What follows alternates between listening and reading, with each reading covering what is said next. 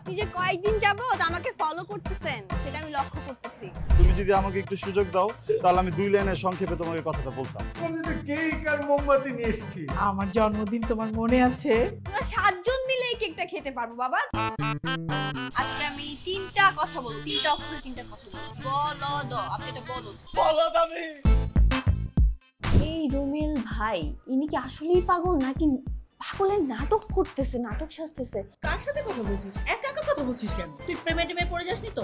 এই যে আপনি ভাবির যে ভালোবাসার কথাটা কইবেন কেমনে কইবেন, মনে করেন বিভিন্ন মায়াগুলোকে আপনার একটা রিলেশনশিপে যাইতেন না সিম্পাথি হইছে আপনাকে, বসেন। আই অনেকবার জানো না আই দা আগুন সিটাঙ্গে মাইয়া।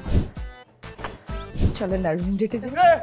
মানে 2 লাইন করে সাহস বাড়তেছে। আমি তো সামনে গিয়ে সবসময় কথাটাই কইতে চাই, আমি তো কাপাকাপি করতে চাই না। আমি আপনি কি আমি কি কওয়া শুরু করি আর জায়গা আর যেদিন তো আর না যায় এদিকে কিনলে যেন আমি গাঁথনি খুঁজে পাই না, বুঝছো? মাস্কটা খোলেন আপনি। কষ্ট কেন? স্যার আমি ভেবেছিলাম যে আসলে আমি আজকে কথা বলবো কম। আমি তোমাকে স্পষ্টভাবে সংক্ষেপে 2 লাইনে একটা কথা বলতে চাই। 2 line ball. I love you.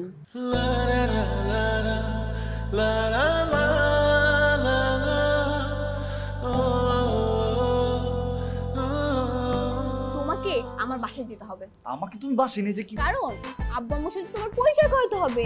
মা উনি হচ্ছে রুমেল ভাই। আমি জাস্ট 2টা লাইন বলবো। হাই রুম্পা, আমি অনেক ভাবছি আমার সম্ভব না তোর সাথে রিলেশনটা রাখা।